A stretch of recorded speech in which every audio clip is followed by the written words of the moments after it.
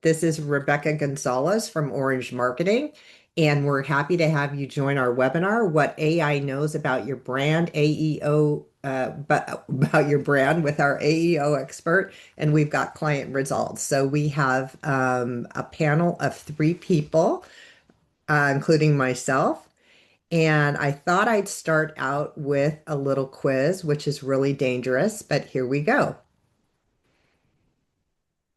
So there's a little poll as people are starting to come in. I think it's launched. Good. People are answering.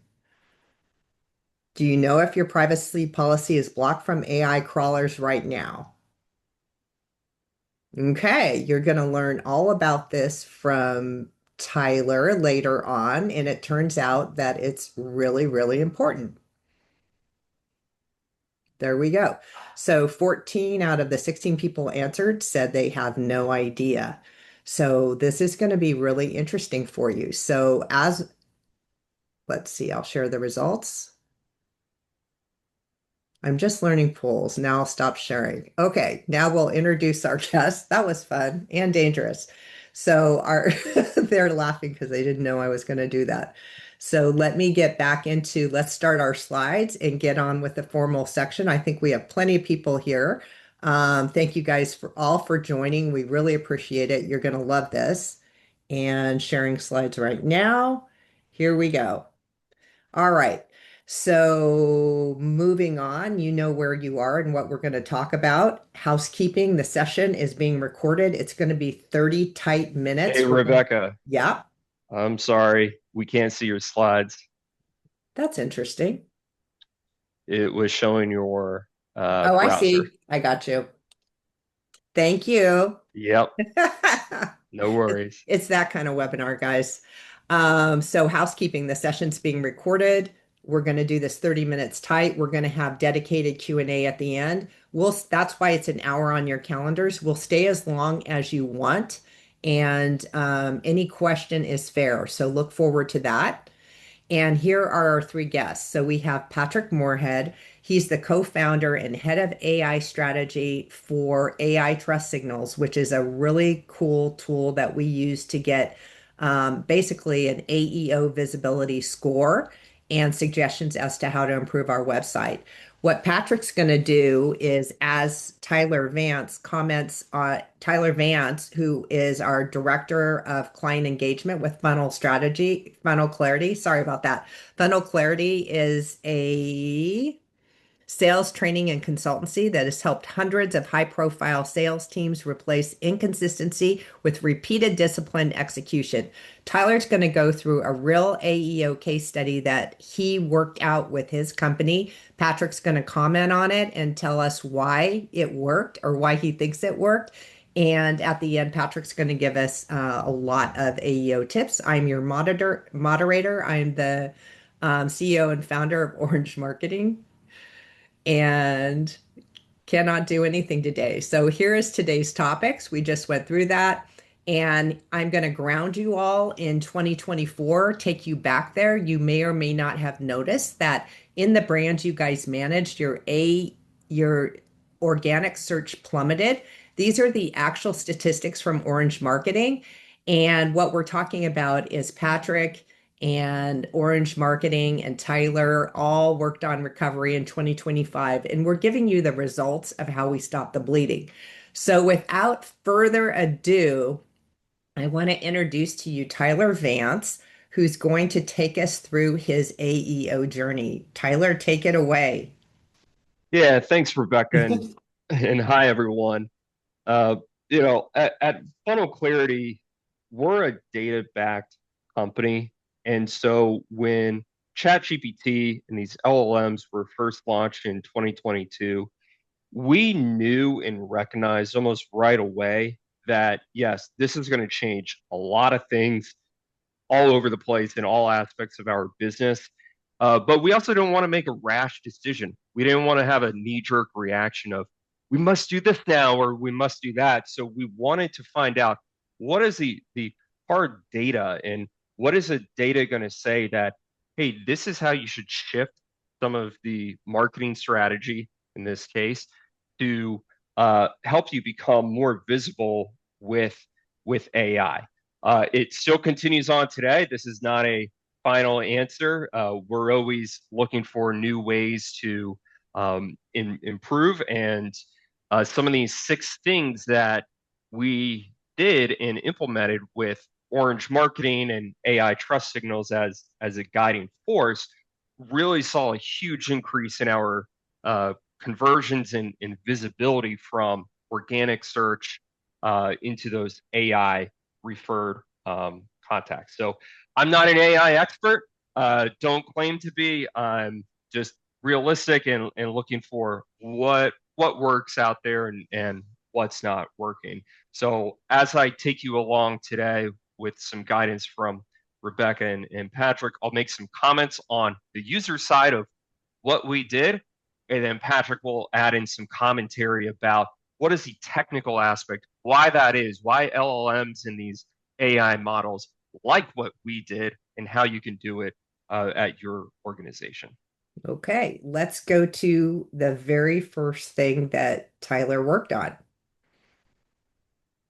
Yes, the biggest one that I was surprised about is the FAQ page. We had answers to these questions all around our website on different pages, on blog posts, and so forth. And one of the first data that we received back in some of these AI trust signals reports was we don't have an FAQs page, and that the AI is struggling to find these responses. And so we created this page with questions and answers. There's around 60 to 70 of them. And that has really helped us be displayed more in these searches, as well as really focus on what's showing up and what responses were given when funnel clarity does get displayed in these searches. So, Patrick, what do you think about Tyler's FAQ page? Hi everybody, by the way, I'm Patrick. I love the FAQ page, and the reason it works is because AI is lazy. The AI will give up trying before it has time to go through all the places all over Tyler's site where they have all this really good FAQ information. And so we like to talk about serving it on a silver platter, which is what the FAQs page does. And you'll hear me talk about that more and more. But the easier you make it for a lazy AI to find exactly the information that you want it to tell its user, the more often AI will tell that information to its user. And so this strategy is one of many kind of silver platter strategies that can be very effective for that. Very good. Okay, let's go to tip number two, or what Tyler did number two. Yeah, the About Us page. We had an About Us page. I'd be surprised if you don't have some sort of About Us page. What was surprising is how much that these models look at it for credibility. So again, we deepened it. We added more details. We ensured that the links to our co-founders and their LinkedIn profiles, as well as the books that they authored, are very clear and in there so that AI can easily identify and start to link both of it up. So this wasn't a huge tear down the house. This was more of let's get a new paint coat on, and it really helped us in some of these results. And then, just from an orange marketing perspective, we were shocked that the AEO wasn't finding key things about the About Us page. So we knew Tyler's changes made a big difference. And then, Patrick, what are your comments about this particular page and its Yeah, importance? so building on the idea that AI is lazy, AI's primary purpose is to make its user happy. And the best way to make its user happy over and over again is to not make mistakes, right? And so when an AI goes to try and answer its user's question, it wants to answer the question as best it possibly can, but that has to include some level of verifiable validity to the information that it's using. So the illustration for that is ChatGPT may find the perfect answer to a user question, but if it's on a page that doesn't have any kind of information about who says that's the perfect answer, if it's on a blog post that's posted by admin, or if it's on a web page that doesn't have attribution for who's asserting that the information, in the eyes of AI, that creates risk. So an inferior answer to the question, but from a verifiable person, from Jill, who we know her LinkedIn profile and we can see her experience and her background, and we know where she lives, and we might even know her dog's name. Even if the answer is less valuable than the one from posted by admin, the fact that it's from Jill means the AI will probably use the one from Jill. AI wants grounded, verifiable sources as much as possible. And here, what this About page is doing is serving that verification up on a silver platter. So thank you. So our next one, it's a 3A and a 3B. It's a two-part effort that Tyler did. Tyler, talk a little bit about this. This may seem like SEO to the studio audience, but this was really important in our results. Yeah, a lot of the page headers and URLs, we're our own worst enemy. We were trying to be too cute with some of it.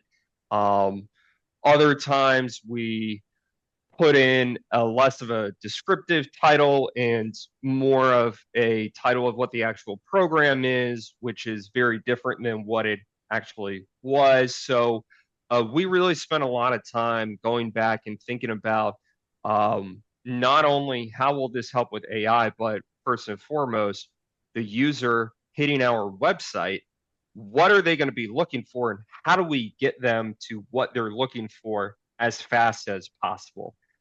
So on this slide 3A, as well as within 3B, we adjusted our headers in the URL so it's very clear to not only the users of our website, but as well as to AI, what is on this page, what exactly it is, versus them either struggling or having to read between the lines to get that information that they want. I thought your example, Tyler, of the fact that you were marketing quota crushing sales and you changed the name of the page to consultative sales training, I think that was great. Patrick. Yeah, the why behind this one is I think AI in general is more literal than we tend to think it is. And I'm guilty of this as well. I think of my AI buddies as being thinking machines, and they're not. They're pattern recognition machines, and they're looking for the next closest best thing to what I think the user wants, right? And so they will reward being simple, and they will reward being literal because, again, they don't want to make mistakes. They want to keep their user happy. They don't like taking risks. So they don't reward cuteness. They don't recognize clever turns of phrase and poetic marketing positioning. They like straight up, literal, tell me what it is, exactly what it is. And they like to see that both on the page, but I think the other thing, Tyler, that we talked about is I think the way you reorganize the URL structure of your site probably helped you quite a bit as well. Again, AI doesn't care that your page background is orange. It actually doesn't care how your website looks at all. It's looking at the structure of your website from a URL point of view, and it's reading the top 30% of the pages that it finds via URL to understand if the URL matches the content. And that's the key that you guys unlocked is you got literal and simple with the content. Then you built a physical structure in the website via your URL directories and file names that matches the content on the pages. And again, we got to deal with lazy AI and inspire confidence in AI that it has a really firm grasp on this is the content I can use to answer my user's question. And to our previous example, the content I'm using to answer my user's question seems high confidence, high quality because it's verifiable, because it's from a person, and I can see that it's from a person. Okay, thank you.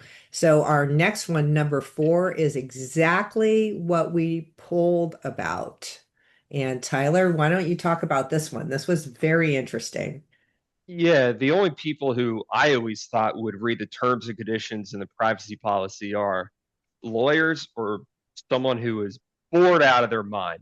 But apparently, AI wants to read your terms and privacy as well. So, Patrick, if you want to talk about why that is, that would be great.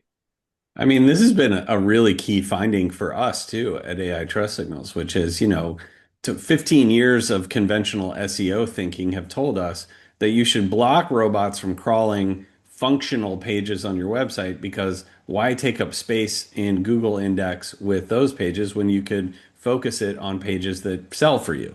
And that makes a ton of sense.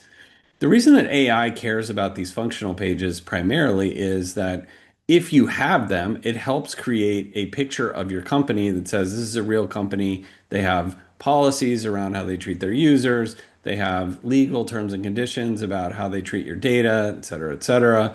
Oftentimes, terms and conditions, because they're a legal document, contain the actual name of the company versus maybe the doing business as name that's at the top of the page. And AI is looking for as much low risk, high confidence, verifiable information as it can find in as short amount of time as possible, right? And so I think what happened is by unblocking AI's access to these boring pages that human beings honestly probably never are going to read, you gave AI another reason to believe that funnel clarity is a high confidence, high value, high authority, real company with real people in it. And therefore, I should have confidence that I could recommend the information I'm finding on that website back to my user to answer that question. Very good. Okay, number five. I remember this one and how much it surprised Tyler. Yeah, logically, you would think that anybody who submits a form on your website saying, "Hey, I'm interested in your product or service. Please contact me, get in touch with me because I want to start a sales conversation." You would think that a company would respond almost right away or as soon as they possibly can. And so we never included a type of, as you can see at the bottom of the screen next to that red arrow, any type of uh, promise or response commitment. We always thought that was just assumed from someone submitting the form. Turns out AI likes to, as Patrick's been saying this whole time, it's very literal. It likes to see that response commitment. So, Patrick, if you want to build on that too. Yeah, look, we probably all have that one friend who they tell us like, "Oh yeah, I'll give you a call about that tomorrow," and then they don't, right? Or they just leave it open-ended on something that you're counting on them for, like, "Hey, can you let me know?" Right? And they're like, "Yeah, yeah, yeah, I'll let you know," and then you don't hear from them in the time that you need to hear from them, right? And what happens is then that person is not your emergency contact in your phone, right? Um, and we want our companies to be the emergency contact in AI for the topic that we're experts in and that we're selling against. And so just adding a simple commitment of expectation literally on the contact page, you'll hear back from us in 24 hours, is another way that we can tell human buyers, right? That matters to them as well. But anything that human buyers want, AI is going to want because it wants to make its human users happy, right? So by putting information on your website, not just on your contact page, but we know that the presence of like chatbots matters. We know that for companies that are selling technical services and saying, "Hey, listen, like we will if you submit this form, we will give you an estimate within 72 hours," right? Or a representative will call you between 8 and 11 in the tomorrow morning, right? Making those kinds of commitments in public shows AI and humans that you're a company that is reputable, that is friendly and good to do business with, right? Because you're setting expectations in front and hopefully you live up to those, right? Because that can background you. But that's why this also really works for AI, because AI is trying to build a picture, a portrait of your company as an entity, right? So it's not just about what you say on your marketing and sales pages. It's about your terms and conditions. It's about your commitments to your customers that you're making on your contact page. It's about the amount of information that you're providing about your executives and the people that write on your blog. All of that is being collected together to create a picture of the company that says, is it real? Is it real people? What's their approach to how they work with customers, right? That's what we call entity validation. And that's really what trust signals are all about in the end. Okay, thank you. So number six, our last tip, and frankly, the most intimidating one for me as a dyed-in-the-wool marketer, this I've always looked at as code and kind of ignored, except for AEO. So Tyler, tell us about your schema journey. Yeah, this is one of those few carryovers from when SEO was the main entity for attracting new clients. One, I'm relieved with now that people are shifting towards LLMs to do their research and searches, because before SEO was all around list this word out 20 times in an article and write 2,000 words. Well, if it only takes one paragraph to explain something, what do you mean I got to write 2,000 words to rank for it? So now with LLMs, you can explain it in a logical manner, just like how a human would, and it will generate those results. Now, what has carried over in some cases, and Patrick will clarify this in just a moment, is the schema markup. So this is the background code. It tells originally search engines what's on the page, what it's going to expect, and what is some of the primary topics that is covered on this particular page. So obviously before, during our SEO journey, we did have schema on there, but with the start of LLMs and primarily people using that to find us and do research on us, that went by the wayside because we thought that was more on the SEO end. Turns out, thanks to the data that we received, some LLMs still look at schema, and so we went back and made a conscious effort to make sure it was updated, formatted correctly, and all on the right pages. Patrick, talk to us about schema. Yeah, Schema is the machine readable version of your website. So if you just take a look at this screenshot that's up there, that's how Tyler's beautiful orange and purple, font formatted website looks to ChatGPT. Uh, and so schema is not a silver bullet for getting mentioned in AI, just like schema is not a silver bullet for ranking in Google. Schema is housekeeping. Schema is table stakes. Schema is we want, if the goal is have AI recommend my company to its user as the best, then our job is to make sure that AI can have as easy and accurate access to who we are as possible, right? And that's what you'll notice here is when AI is reading Tyler's page, it doesn't have to guess. It's like, here's a list of awards, here's the dates. This company is the same as this company on LinkedIn. This is the same company as YouTube. This is the same company on X, and this same. Okay, I can verify all of those, and so now I'm getting a much clearer picture of the entity. The address of this company is this, and if I go and check on Yelp, it better match. And if it does, now I even have more confidence in this company because it's real and it's verified, right? So schema is housekeeping work. It's mandatory work that all professional website operators need to do in the world today in order to make sure that their website is legible to as many different types of robot services, of which Google is one and ChatGPT is another, as possible.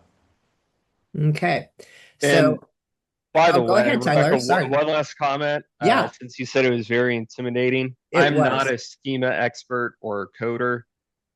What I did, I went back to Claude and ChatGPT. I said, Hmm. hey, I need help creating schema for this page. I entered in some, it spit it back out. I made a few adjustments and updates, and I put it in. So it's That's these right. LLMs make it so easy to Yeah. update these types of things with zero expertise like myself.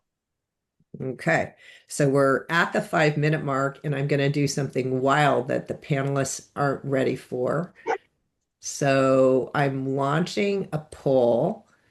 And so I'm wondering for our listening audience, do you see the poll out there? And can you put in your answers? AEO visibility. Has your website been audited for AI visibility?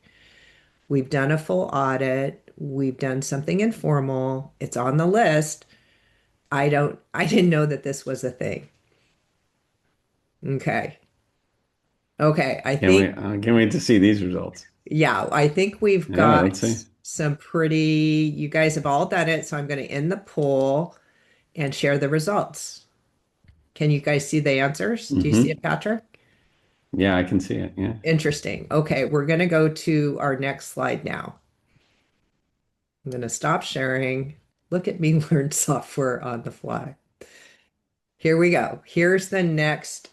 Here's actually the home page from AI Trust Signals, and Orange Marketing discovered this product fourth quarter of last year. And we were relieved to find this because it gave us a to-do list of how to work with Patrick, or pardon me, with Tyler on AEO. So Patrick, why don't you talk a little bit about this?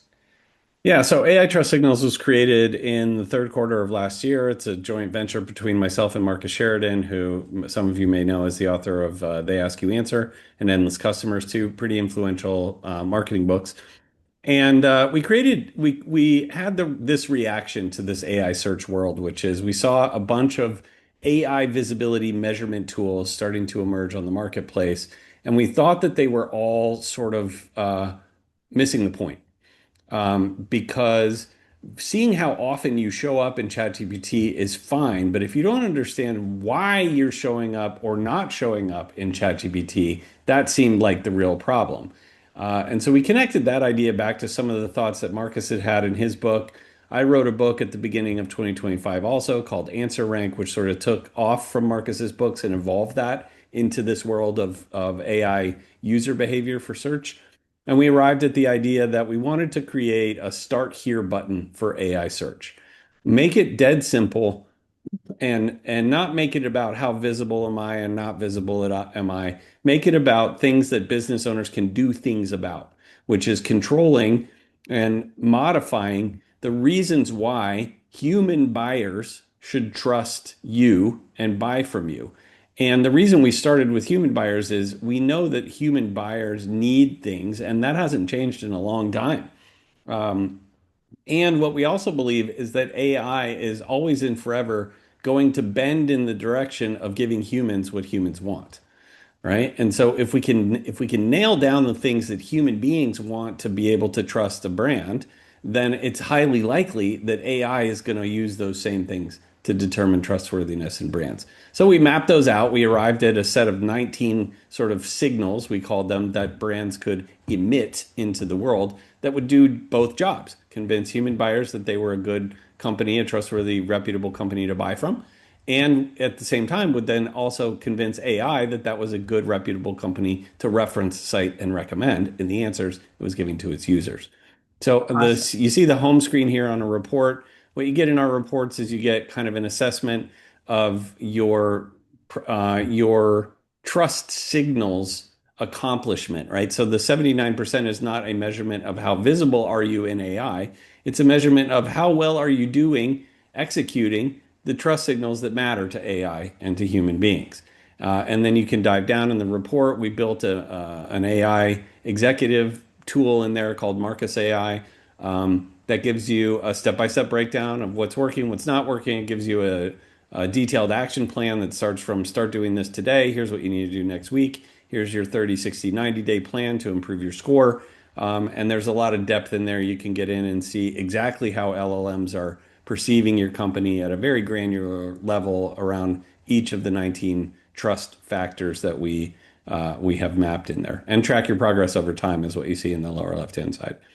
Thank you, Patrick. I'm in the interest of time, I'm gonna quickly, this is a summary of everything that Tyler did. We're gonna definitely be sending out these slides, but I want to get to Q&A. Before we get to Q&A, we asked Patrick to give us some insights about what's new in AEO today. Like right now, today, what has changed that we need to be aware of? And he put together a Yeah. slide for us. Yeah, and I can be really quick about this. Some of the things that we are working with at AI Trust Signals just in the last kind of 2 to 4 weeks. One of them is top-sided sources for LLMs is kind of shifting sands all the time. If you look back over the last 6 months, it's been dominated by YouTube and Reddit, which should cause business and brand owners to think about what are we doing with YouTube? Do we have a YouTube strategy? And there's a way to execute on YouTube that can help you with AI visibility and AI recommendations. The same with Reddit. It looks more like digital PR. It looks more like your business is a media company, even if your actual product is installing roofs on houses. And recently, we've found that LinkedIn is emerging as a top-cited source in a couple of different AI models. And after listening to what I've said on the call, you can understand why. AI is hungry for authentic, human-generated, authoritative information. And people that take the time to write those kind of articles, not posts, but articles on LinkedIn, are finding that those articles get picked up more and more by AI models. So that's one. We've also learned that not all schema is created equal. Google is masterful and Google's AI is masterful at reading schema on web pages, but ChatGPT and Claude are terrible at it. If your schema is coded into the HTML on your web pages, all the models can see it. But if your schema is injected by Yoast plugin on WordPress or by some functionality within another hosting platform that your website is deployed on, those two LLMs, ChatGPT and Claude, probably can't see that machine legible version that Tyler showed on the previous slide. There's nothing that you can really do about that. That's a limitation of those models, other than invest the time and effort and maybe even some money in a professional web developer to put some basic level schema directly onto the web pages on your website if you're using one of those hosted platforms. I believe the LLMs will figure this out eventually. Google already has, which means that the others will catch up with them. But in the meantime, don't assume that just because the hosting platform your website on is on off says that it's putting schema on your website, Wix, for example, that schema is available to all LLMs all the time. The third one is we know that Google business profiles are not eligible to be accessed by any of the LLMs, including Google Gemini, even though it's their own product. Google business profiles are a walled garden. And so LLMs cannot see inside your Google business profile. They cannot see if you have reviews, how many reviews you have, how many stars per review you have, how old they are. They see nothing. Google business profiles are a black hole for AI. And our hack for that is extract that information out of Google Business Profile and put it on a page on your website. And Marcus's newsletter this week actually was talking about that a little bit and showing an example of that. The other hack for this is don't rely exclusively on your Google Business Profile to showcase your customer reviews. Distribute those reviews around to other platforms, whether it's Trustpilot, whether it's other maps platforms, where it's Yelp, or niche business directories that matter for your industry. Spread your reviews around so to make more surface area out of them. And then the last bit on this slide is just we are starting to evolve our thinking about how authority looks in the world of AI into this sort of spherical model, which is owned, influenced, and earned. And this just is a framework for understanding like how can I approach my marketing and my business in a way that is going to lend itself better to being found and recommended by AI. And we think there's three domains that you need to work on. The domain that you own, which is your website, maybe your LinkedIn page and your Facebook page, and things that you can directly control. Then there's influence, which is what do your partners say about you, or where are you getting reviews from customers, right? And where are you able to contribute content to third-party sources, for example? And then the third sphere is the earned sphere, and that's like public relations. So, are you getting covered in the press? Are you used as a source when other companies talk about your industry and things like that? So that just gives you a peek into sort of how we're thinking about structuring the approach for businesses when they go to think about their own activities when it comes to building authority with AI. Thank you very much, Patrick. And for those of you who took marketing classes in the 80s and the 90s, you definitely have heard this model before in old school marketing NPR classes. So it's very, very interesting that what is old is new again. So we are at 35 minutes after. So AITrustSignals.com, you know that is the source of the data we used for evaluating Tyler's AEO and Orange Marketing's AEO. We're going to also have another AEO session, and we're going to do a live demo of HubSpot's new free AEO tools. They were just launched on the 14th of this week. So we're moving into the Q&A session right now. I'm going to stop sharing, and we're hoping that you guys have questions, or we're not hoping. We'd love to answer your questions if you have them. So now I'm going to go look for questions. There's Q&A. Okay. Will you send out the slides? Yes, we'll send out the slides. Oh, this is interesting. I asked this question too. So it's for Patrick and Tyler. Does the FAQ page link need to be in the main menu or the footer? That's from Dora. So, Tyler, you know the answer to this one. yeah, he does know the answer. Does the FAQ page link need to be in It the main menu or the doesn't. What's footer? most important is the URL Yes, structure itself, the LLMs, and this is all an education from Patrick, not from yes. me. Uh, the LLMs are looking for, they know that slash FAQs or frequently asked questions is a common URL makeup for these. So it looks for that first before going into the footer or the header. So most importantly, think about the URL structure and what you're putting in there for anything, in addition to the FAQs, versus just if it's in the header or the footer, doesn't really matter. What's most important is the URL of the FAQs. How did I do, Patrick? That was Five out really of five. Nice. I'll take it. So we have a nice question here, a really nice detailed question. I am going to pick Patrick to answer it. Okay, listen carefully. I'm a Yeah. professional genealogist with over 50 years of experience physically located in Virginia, specializing in forensics, among other things, more specialized in my services than Ancestry, assuming Ancestry.com. Yet most people wanting such services will go there first. Any recommendations on changing that? Mm. Hard question. That's a great question. The first thing so thank you for your question. That sounds fascinating. You're like real world I kind of CSI. That's like it. awesome. I know. Like, I want to know so much more. Um, the good news is that the playing field that AI search has created has given you a rare opportunity to overcome your, I assume, years long battle with Ancestry.com. And here's how you can do it. Start making some of the moves for yourself that we've indicated on this webinar.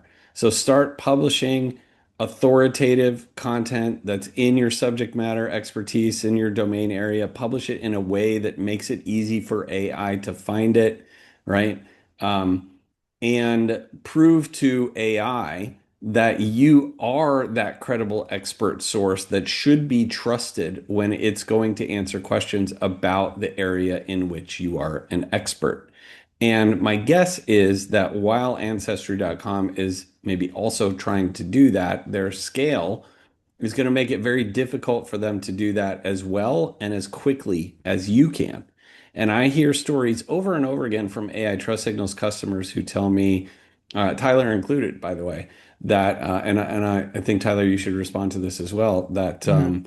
uh, the implementation of trust signals, and this is not an ad for trust signals, but I think AI search optimization in general has leveled the playing field in some ways and reset the dynamic around small niche players or legacy experts who got outspent and outbuilt by giant corporations that could afford to game the search system. And so the AI search world presents you with a great opportunity to blast right past those guys because you can be faster, because you have more experience, because you are more credible, Find ways to showcase all of that stuff in a way that AI can find it, and you stand a much better chance of becoming a cited source and a recommended option within ChatGPT than Ancestry does. Good. So we have, thank you very much, Patrick. We have another question. For those of us trying to get up to speed, are there any newsletters or people you follow, Patrick or Tyler, that you'd recommend? Any LinkedIn people you follow on this? Yeah, The I people mean, I yeah, there's a ton of people, right? I follow Josh Blyskell at Yeah. Profound. He's the head of education at Profound, which is what I consider to be one of the top AI visibility companies in the market right now. He publishes really great first party data, really interesting research and perspectives on the AI search world. So Josh Blyskell is one, and I can give you a list, Rebecca. We can share with the Yeah. folks later. I like Lily Ray on LinkedIn. She's an old school SEO expert who is constantly poking the idea that AI optimization is any different than SEO. She's kind of a hardline AEO equals SEO person. And it's interesting for the counterpoint perspective. I disagree with her, obviously, and I have a vested interest in that disagreement. But I'm one of these people who says know your biases and pay attention to the opposition. And so she's a really great person. Will Reynolds is another very legendary SEO person who's been doing some really exciting and experimental work around what works and what doesn't work from a technical point of view in AI search. And then lastly, I would highly recommend Andrew Holland, who is a UK-based SEO expert. He works for an agency that he started called JBH. They're a digital public relations agency, and so they're coming at it from quite a different angle where they didn't start in search optimization. They started in public reputation management and brand reputation management. And his view on AI is that AI recommendation is actually much more about PR than it is about technical search optimization. And he's talking a lot about this idea of fame engineering that, his focus is, or I think where SEOs are coming at it from sort of the owned nucleus out, owned, influence, earned.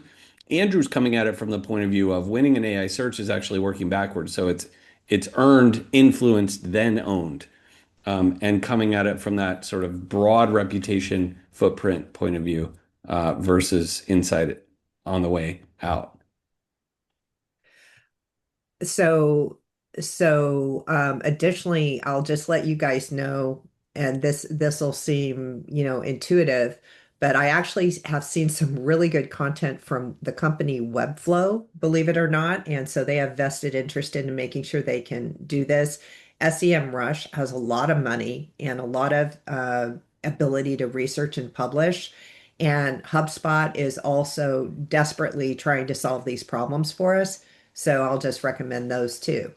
So running into another question, let's give Brenda a try here. Here we go.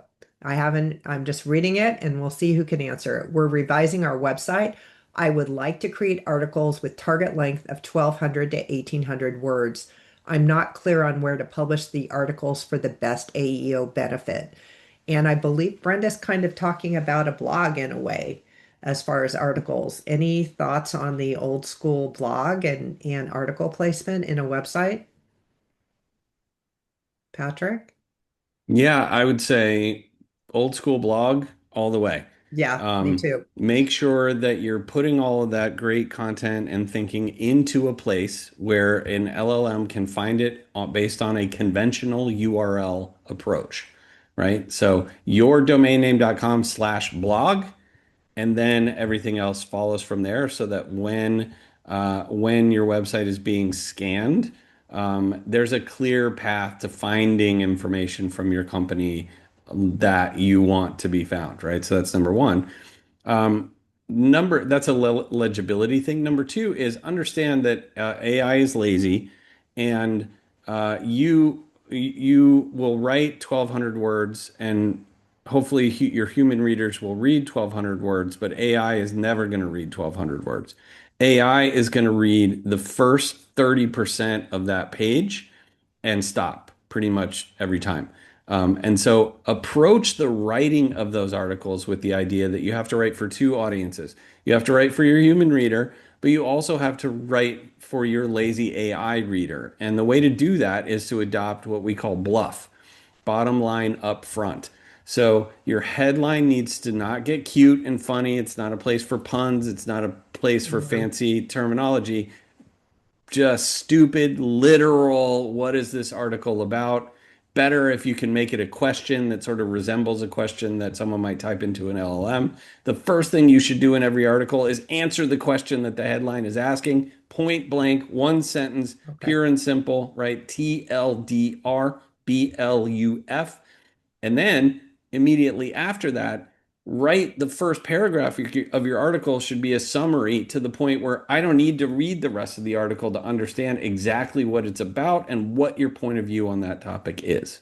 Okay. If you take that approach to everything you put on your blog, you'll dramatically increase your chances of being cited in AI.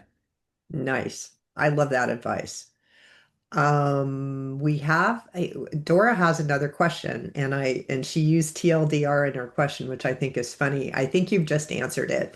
Question about blogs. Blog posts always from the same author or content from different employees? Do you have any feelings about that, Patrick? It's D going to be you, buddy. d Well, I want Tyler. I mean, Tyler has a perspective on this too, so I want to challenge Tyler. Tyler, how would you answer that question? How would you answer that? Same author or content from different Tyler employees? is now an AI trust signals expert. I don't know if you He know kind this, of but is, man. he probably knows the answer to this question. Oh no, no. He's like dying. I That's put funny. him on the spot. It's hard to follow up with you, Patrick, with those types of types of responses. Well, if you had to guess, Tyler, what would you think the approach is? Do you want me to make it a I multiple want to choice? guess. I want to guess different. Yeah, Okay. Rebecca, you go first. You guess. I'm going to guess Okay. different authors, but they have to be referenced somewhere in the website, maybe with LinkedIn post, LinkedIn profiles. What do you think, Tyler? Yes, and one of the big things is having that author bio somewhere. Um, Okay, nice. so not only if it's the about us and the linking it back to their LinkedIn or any other social profiles, but the um, having a dedicated author page or bio at the bottom that links it all together and gets that credibility there. Yeah. Good. I think you're both exactly right. I'll put it in more of like a practical scenario, right? Which is we understand that AI is not necessarily concerned with how many people, right? It's not necessarily concerned with anything other than can I trust the information that I'm reading here enough that I feel confident replaying that information to my user. So you don't want a blog where you have a blog author who's covering all your topics because it actually creates a risk. How can this one person be an expert in five different subject matter areas, right? So I like to think more about aligning blog content ownership to areas of expertise, right? So Sarah, she's going to be primarily our customer expert. And then Bob, he's going to be our product guy. And then Jill, because she's the CEO, she's going to be our startup expert, right?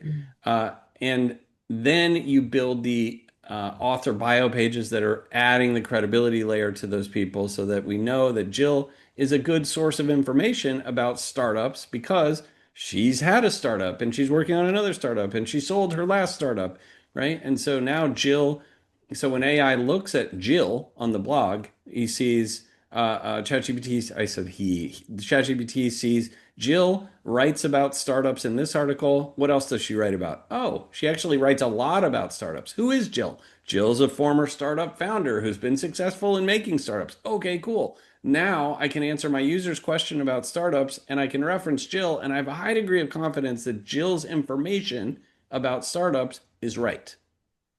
Okay. Good. So I would think about authorship aligned around topical expertise that you can prove. And in that situation, then it doesn't matter how many, the more the merrier, right? Because if you have 20 blog writers and they all have high authority and high credibility and very specific subject matter expertise, fantastic. This is a good question. I missed out towards the top. Thank you for that answer, Patrick. And then I think that answers the whole blog thing really, really well. I see some changes in our own strategy. Question from Amanda. How long, this is a tricky question. How long, and I'd like Tyler's answer and Patrick's answer, how long does it take to see results from AEO work? I mean, Right. it was pretty within a month. Yeah, Um, within a month. That yeah, I don't want to say the was next day, but awesome. it was, I was surprised how quickly we jumped, not only in the trust signals, but as well as seeing results, traffic, and contacts being converted versus before. Wow. Mhm. I like to answer the question through the lens that I gave you early, which is that owned, influenced, and earned lens. Okay, so I think the further you get from the middle of that lens, the longer it's going to take for you to see results. Now, that doesn't mean that they're less important. In fact, there's an argument you could make that the earned sphere of that lens is way more powerful than the owned sphere. But the owned sphere you can affect it quicker and it can drive results quicker. I would tell you that most of the work that Tyler did that we covered in this session today that caused the improvements that he saw is in which sphere in which sphere. It's in the owned sphere. Um, You owned everything that you changed. And what's cool about that is that the ownership sphere allows you to move quickly, and those are also the things that cause quick reactions in the AI search world because you're improving authority of the people that are involved. You're improving the access to the information that the LLM can find. You're making that information readable with schema. You're unblocking information that it's looking for in your terms and conditional rights. So you're making you're in that's all in your control. And you're making yourself more accessible to them. And we've seen situations where people have put basic schema on their website, unblocked their terms and conditions, added a few basic commitments on their contact us page, and 24 hours later, they're getting a qualified lead from ChatGPT, wow. where the person's like, I learned about you on ChatGPT, and can I get an estimate, right? So it can be quick.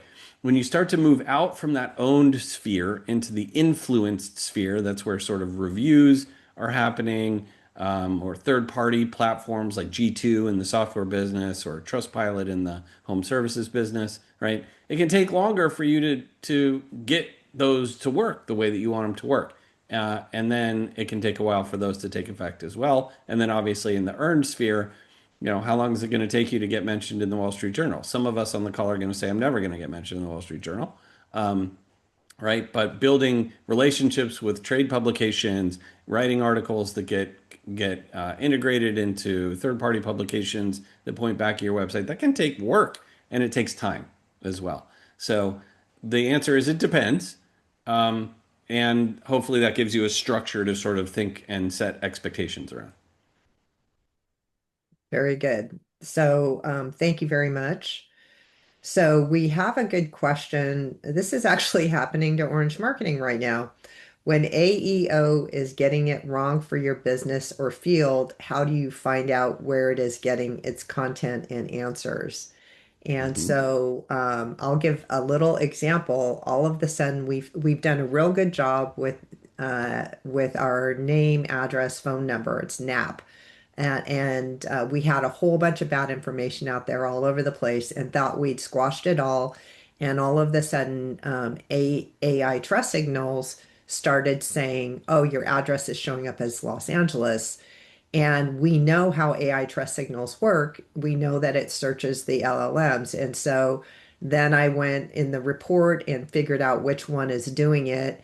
And so now I am trying to figure out how to get at the source, and I don't have an easy answer. So I'm sorting through this, and sometimes it's hard, but I don't know what Patrick has to say about that.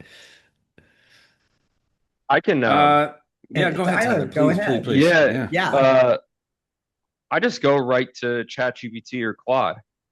And if you And notice ask that them. your brand is showing up or being interpreted one way or the other, I just go in and say, hey, Claude, hey, chat, I'm seeing these results for AEO. It keeps saying X and just paste it in. Can you search our website and all the other sources and find out perhaps why it's saying that?